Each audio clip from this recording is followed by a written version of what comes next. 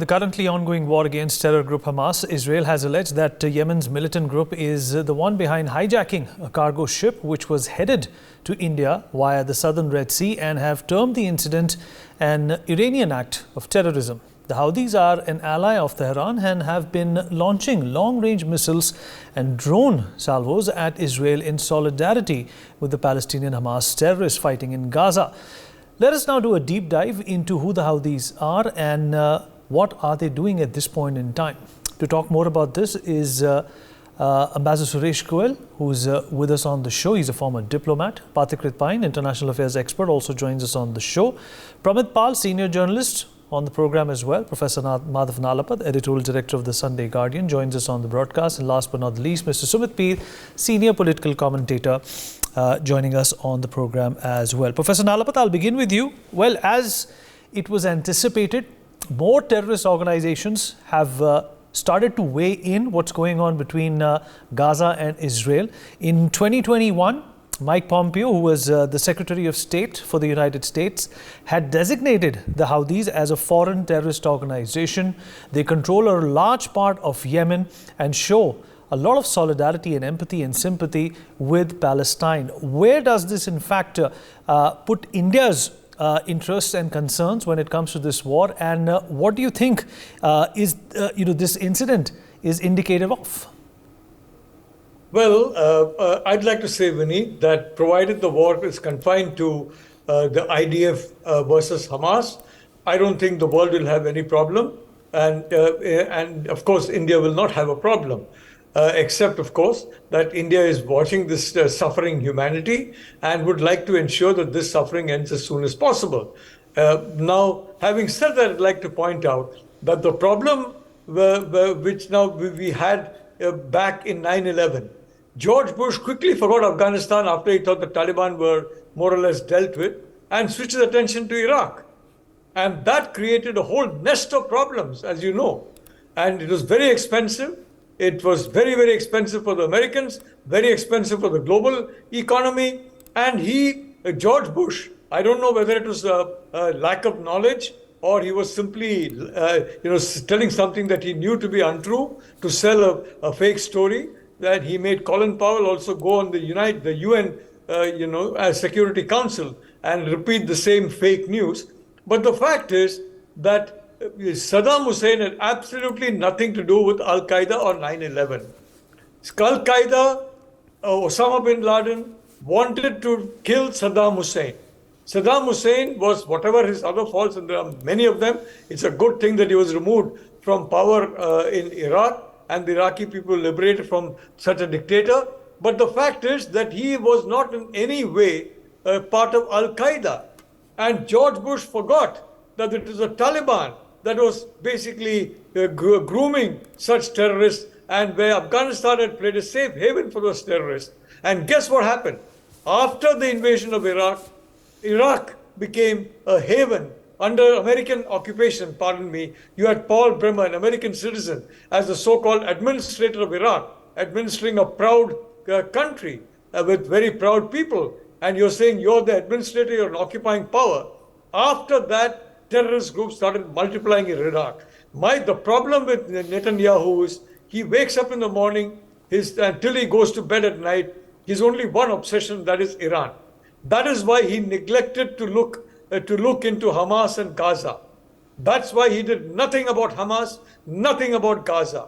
And as a result, Hamas was unchecked. And look at the ugly way in which Hamas reacted, as a terror organization will react. And so many innocent Israeli lives were lost. And now, in what I would say is the necessary step of basically breaking the back of the military wing of Hamas, so many innocent lives are again being lost. Something that India, for example, is extremely unhappy with, and the whole world, and including many citizens of Israel, including, if I may say so, overwhelming majority of the Jewish community, are very unhappy with. So the problem with Netanyahu, he's got Iran in the brain. Tomorrow, if Israel has got, let's say, some additional rainfall, or if Israel has got some kind of a cold snap, he'll say, oh, Iran caused it, by some satellite activity. That's the whole problem with him. He wants the Americans to go to war with Iran. He is desperate for that. And he wants, therefore, to create an excuse so that he can go to war with Iran, and then America will have to join him in fighting Iran. That would be much more devastating for the whole world, frankly, than George Bush's absurd, insane adventure of staying on in Iraq after Saddam Hussein had gone and not allowing the Iraqis to run themselves. The fact is, Saddam Hussein going had no impact on Al-Qaeda. It had a very positive impact on the growth of terrorism. They grew by leaps and bounds after George Bush's unnecessary and totally unwise actions in Iraq. If Netanyahu has his way and there's a war between Iran and the United States to great Bibi Netanyahu entering this war, I can tell you the consequences will be disastrous for the whole world, including Israel. Let me end by saying Ariel Sharon is the right-wing Israeli leader who intervened in Lebanon against the Shia militia on behalf of the Maronite militia. He had no business intervening in a civil war in Lebanon, and now Iran is the only country, unfortunate enough, to have Shia terror. Unfortunate enough because that's a mistake made by Sharon. For heaven's sake, if Netanyahu makes this mistake, Israel will be paying the price for generations to come. And let's hope that sensible people in this government, sensible people in Israel, sensible people across the world is going to stop Netanyahu from doing in 2023 what George W. Bush did in his stupidity in 2003. Ambassador Goel, what are your thoughts on this? Is this, something which can be construed as an escalation and the inclusion of other parties when it comes to the Israel-Hamas war? I would more call it really continuation of the war in terms of proxies and essentially holding hostage another asset. Maybe it's a mistaken notion, but holding hostage another asset of Israel by Houthis who are actually affiliated or allied to Iran.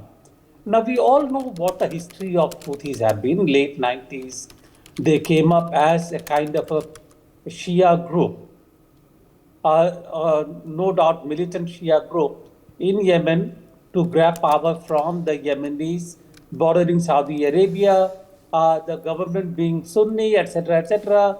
And therefore, what happened in Yemen became a proxy war between Iran and Saudi Arabia in the form of Houthis and Shias trying to overthrow the Sunni government in Yemen.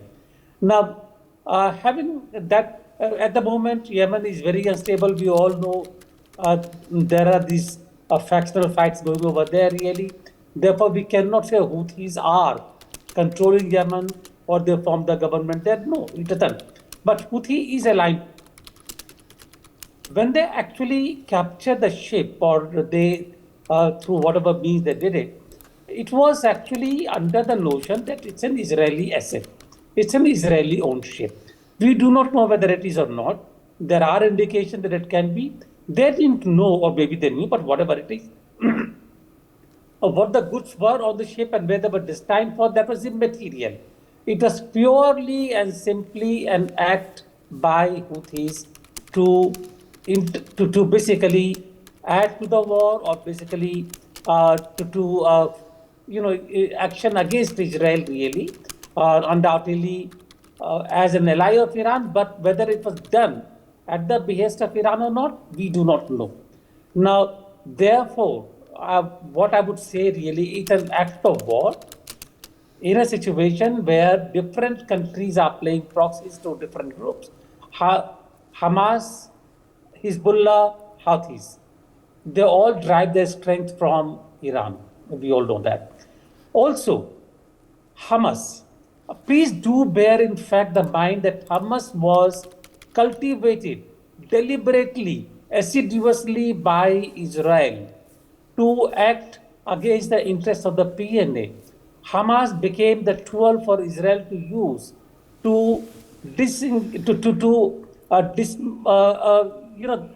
disengage PNA to let them go in the doldrums and basically grab political power in Gaza and West Bank. It's a different thing that now Hamas is actually biting back. It's something what we did in our own case long time ago. Let me not go back into that really. Therefore, again, whether a lot will depend really on whether the ownership of the ship turns out to be Israeli or not. If it is not Israeli, it's a false case. It's an attack which really will not give any advantage to Houthis. If it turns out to be Israeli asset, then Houthis have got something in their control and Israel will decide what to do. I don't think we come into the picture at all, really, Vineet. Sumit, is this some sort of an escalation that Israel and India should be worried about? You know, it's not the only ship that passes close to Yemen. Sumit Peer? Vineet, thanks for having me on your show. Couple of days it was. Yeah, I can hear you, Vineet. Can you hear me? Yeah, go ahead. Can you hear me?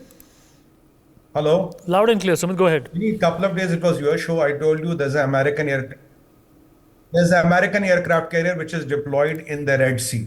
Now, exactly they were fearing this kind of escalation because Houthis had warned will take Israeli cargo ships and Israeli civilian ships as hostage. That has come. Now, this happened in the south of the Red Sea, while I think the American aircraft carrier is somewhere towards the north of the Red Sea. Now, the thing here is that it was coming to India, they knew it. And let me tell you, there's a video, I'm not casting aspersions here, there's a video released by IDF and Houthis himself.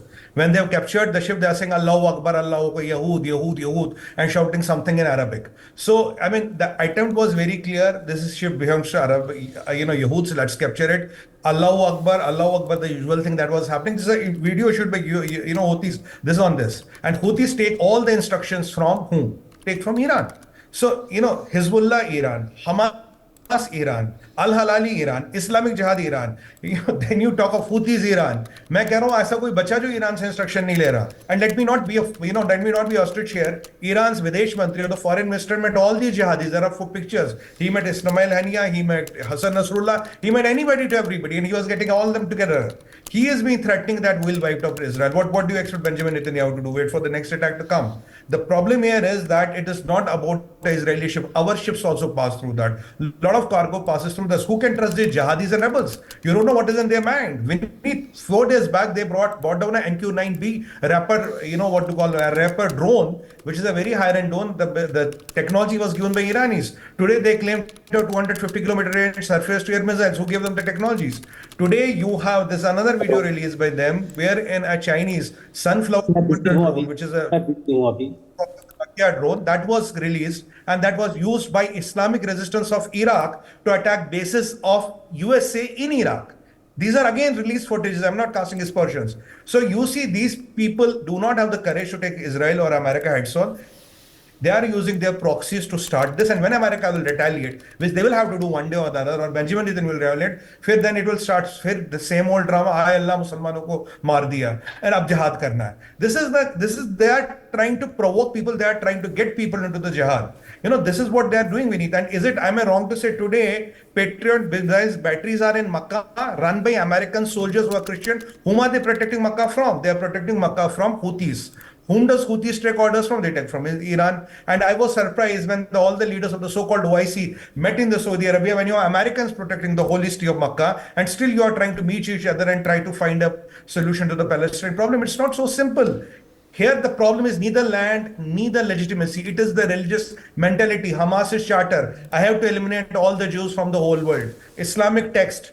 Till the time all the Jews are not eliminated, Din Akhriyat or the Qayamat will never come. This is from the text. I'm not casting aspersions here. So when you have these beliefs, Vineet, it is for people like Israel and people like America and all, it's a question of life and death, because these jihadis believe in a life after death. They are interested in 72 virgins and doodh and shahid ki nadiya. What people like you and me are definitely not going to get in another life, but they believe that they will get it. So with this kind of a mentality and Iran literally supporting global terrorism, what is the option? Whom does Houthis take order from? Who gave them the missile technologies? Who is giving them all the technologies? And even before this, Vineet, it was already told that Iran has distributed all the sophisticated weapons to all the countries around the world. Why today there are 3 aircraft carriers? One is 500 kilometers from Pakistan and Iran. One is in the Red Sea, and one is just below the Cyprus. What are 3 American carrier strike groups doing there? They know this kind of activities are happening. It is the question of how long world has the fuse. And let's imagine now today this ship is docked in Yemen.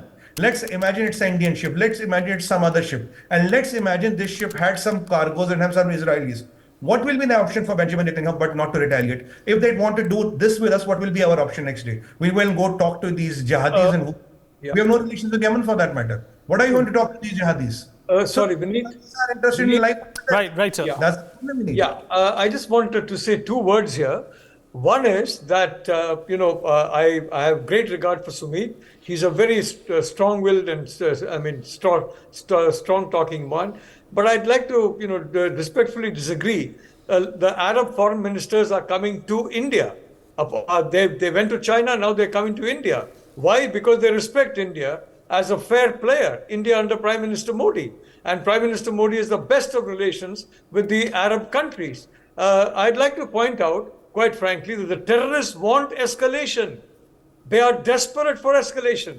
And yes, possibly the Houthis, who are really indulging in acts of violence and terror, a section of them, maybe they would like escalation as well, because that will plunge the world into chaos. And what the terrorists want is chaos.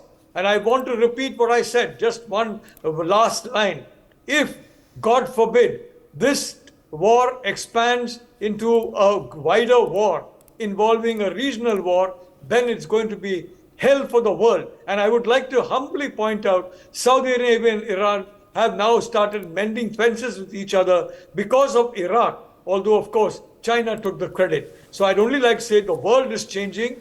The geopolitics of 20 years ago is not the geopolitics of today. I certainly would not like to see a wider war, and I don't think anyone in Iran would be idiotic enough to basically have their cities pounded and to pound other people's cities. I mean, nobody in his senses will want this except hardened terrorists. And yes, terrorists have got weapons.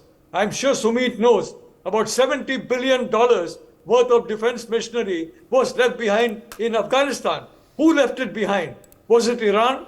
I think that is also a question all of us need to ponder on. Who left $70 billion worth of military equipment in Afghanistan for people across the world who are extremist inclined to buy and to use, and for countries that are absolutely unscrupulous to buy and to give to certain very undesirable groups? So please, geopolitics is not a simple matter. All right, it's not a black and white matter. And if you see it in black and white, you're likely to miss 90% of the reality. Understood, sir. Pathikrit, want you to weigh in on this? First of all, let me tell you how much time is left. I don't know, but let me start. 2 minutes. By saying 2 minutes for you, and 2 minutes for Pramit. How can I speak in 2 minutes, Vineet? I don't know. But anyways, I'll try. See, let me tell you first of all, for the last few days, the Houthis have been launching ballistic missiles towards Israel, and these missiles are being intercepted by Saudi Arab.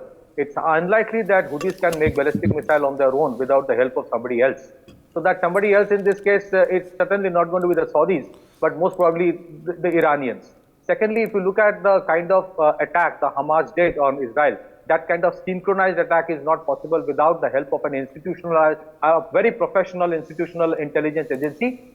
This very next day after the attack, there were these headlines in Iran, which said question mark towards the end of normalization, which means they were hoping for it, that the Abraham Accord must end, there should be chaos. So it is unlikely that Iran is a very neutral player in this case. So let me tell you one thing very clear. The Gulf of Aden, through which these ships are passing, it is very critical for most countries. It is very critical for India. Whether we like it or not, whether we want it or not, the escalation is inevitable. Okay, and the Saudis will not be very happy with what the the Houthis are doing. I think there is a desperation to bring more players into this conflict. If it is a one-off case, it is different. But once they have a hijacking like this, they are not just targeting the country which they think own the ship, but they also are targeting the country to which the ship was going with the cargo, which invariably in this case is in India. So whether it is the capital punishment being given to Indian Navy veterans by Qatar or something like this, if we think that these are happening just off the, just like that and has no connection with what's happening with Israel and Hamas, then I think we are mistaking somewhere. I think they're trying to pressurize India somewhere. Whether we like it or not, I'm telling you, today or tomorrow, Indian naval ships are going to go into that place just for the sake of patrolling. It is a repeat. It's very similar to what the Somali pirates were doing. So it is an issue, whether we state Iran is directly involved or not. But if there was one country, if you ask me, who was terribly against Abraham Accord and possibly India, Middle East, Europe economic corridor, then I don't think that country can be anyone else apart from Iran. Whether Iran is involved in this or not, we don't know. But it is highly unlikely that Iran is neutral player here. There's a desperation. Yes, there is no doubt Saddam Hussein had no connection with Al-Qaeda. But we cannot say the same thing about Iran. That is a reality. Yes, it is true that in Syria, when the ISIS was there was a role played by Iran to defeat the ISIS to a great extent. But we cannot deny that the role being played by Hezbollah and Hamas, it may not directly impact us, but the escalation, if it happens and if Gulf of Aden is choked, whether we like it or not, Indian Navy will have to move in there. And whether we like it or not, if tomorrow you have to give a few flaps to the Houthis, we have to do it even if the Iranians don't like it. Because the escalation is being deliberately done. And my last sentence, Vineet, it is going to happen. Escalation is a given, whether we like it or not, because that's how the people had been hardwired there to believe that the Israelis must be killed, must be exterminated. So it's not rational player playing over there. Netanyahu is not relevant here. It is something else. Israel is far bigger than Netanyahu. I do not think, even if Netanyahu goes and somebody else comes, I do not think Iran will be friendly to Israel. So that's my take. Okay. Pramit, your thoughts on this? Obviously, the Americans have already called out Iran to be careful, and yet, there are these palpable traces of Iran's involvement in this unwanted escalation. Well, Iran is playing a double game. They want to avoid a direct conflict with the United States. That's why a lot of the carriers are there, and they have been warned. They don't even want a direct conflict with Israel. But they see an opportunity to win, if you wish, the hearts and minds of the Arab street at a time when Saudi Arabia, UAE, and other Arab countries are reluctant or have developed or normalizing their relationship with Israel, despite what is happening in Gaza. So using proxies to at least irritate Israel or to provoke Israel, to show that they are prepared to take on Israel where other Arab states are not, but do so in a manner that gives them plausible deniability and does not trigger a direct retaliation from either the US or Israel, is part of what they're clearly doing. The earlier Houthi missile attack on Israel, the Hezbollah attacks on Israel, and now this. But I think there's another message that Iran is pointing out, that the IMEC and ITU-2, this is what should be of concern to India, were corridors that were designed to give India access to the Eastern Mediterranean, container movement from India directly through the Gulf.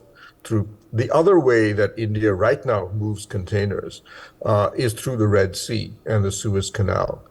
With this, Iran sends a message, not really to India, I think, as much as to the UAE and Saudi Arabia, that the access points to the Suez Canal are effectively now under Iranian control or are under Iranian guns. So any connectivity project that excludes them will ultimately be in danger. Absolutely. And we have got the best of relations with Iran, if I may say so. But I'm very delighted to hear this conversation. I'm glad different points of view were there, but I stand by the view I expressed in the beginning that I do not think this will be a wider conflict. A better sense will prevail. I hope at least once I'm proved right. All right. Appreciate those sentiments. We've run out of time. Thank you for everyone for sparing time and speaking with us. For more such videos, subscribe to the NewsX YouTube channel, hit the bell icon.